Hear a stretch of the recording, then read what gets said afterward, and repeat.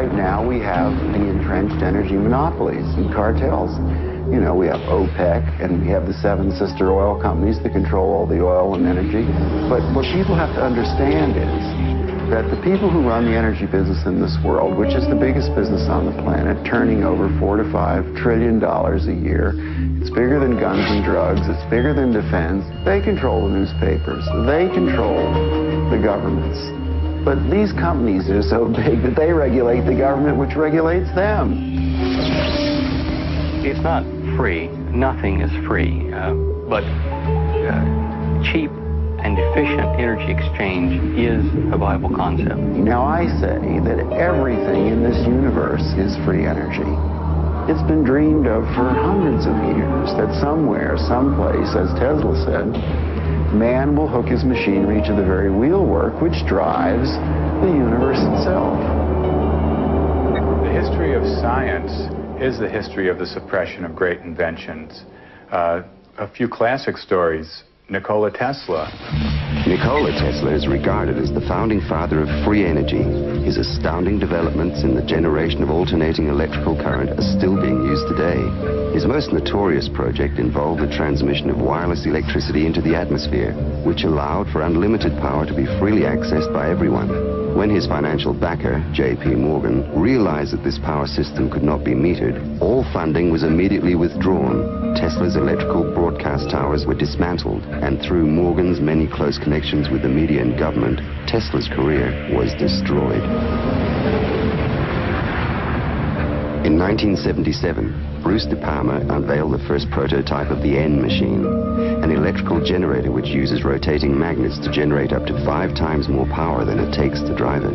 I know about the fact that the Japanese government and the Indian government have ongoing projects to produce N machines for domestic power.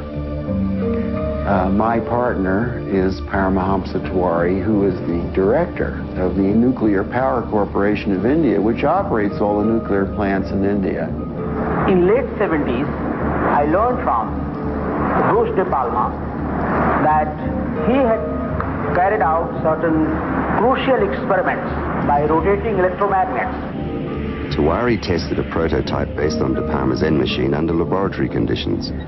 The results were deemed too impressive, causing disbelief and suspicion among conservative government officials and the power consortiums that backed the project. Tiwari was forced to abandon the project completely. It's a major breakthrough that will no doubt make motorists happy. And as Ralph Robinson explains, the Pentagon is also showing lots of interest in this project. U.S. inventor Stan Myers released his water-powered car engine in 1988. The Pentagon flew a lieutenant colonel in last week to look at Myers' invention. There's talk of possibly using it in the Star Wars defense program and to run Army tanks. Myers found it virtually impossible to secure financial backing after certain Pentagon officials paid him a visit. A number of similar inventions were developed and tested all around the world. My best friend was killed over this matter.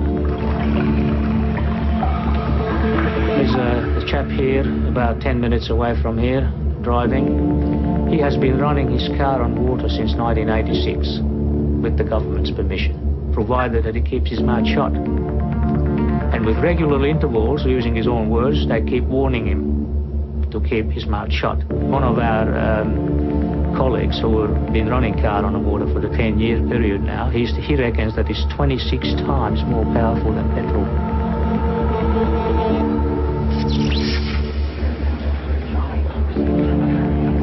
If you invent a better mousetrap, the world may be to pass to your door. If you invent a free energy machine, there'll be a path beat to your door, but you don't want those people there. One of the pivotal people that I encountered early in my career was Edgar Mitchell, the astronaut. Liftoff. Liftoff. Edgar J. Mitchell, an Apollo mission astronaut, founded the Noetics Institute in Southern California. The Institute's charter was supposedly to develop alternative energy systems by attracting inventors from all over the country. Mitchell became extremely interested in De Palma's N machine. He made De Palma a paltry offer to buy out the invention, which De Palma naturally refused.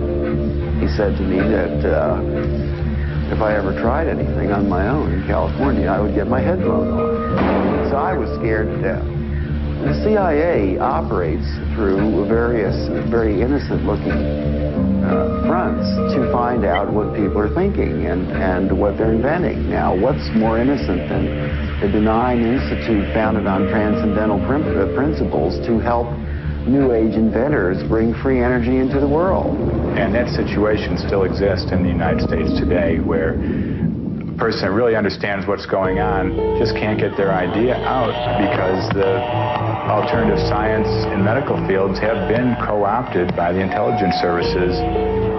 And he converted this little engine to run on water. This is many, many years ago. And he used it for several years. And somehow the news got out, and one day he got visitors, and he was told to dump the engine or else.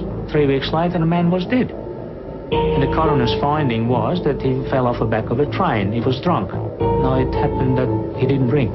Even Dr. Townsend T. Brown, the electrogravitic research scientist, has on his 16-millimeter film of his lab tests, which we've got here, he has guys with the black suits and black hats come into the place. You can see where the legends come from. I mean, these guys come in and they look like, you know, Bad Bart to Black Man. I mean, it's classic, and these things do happen.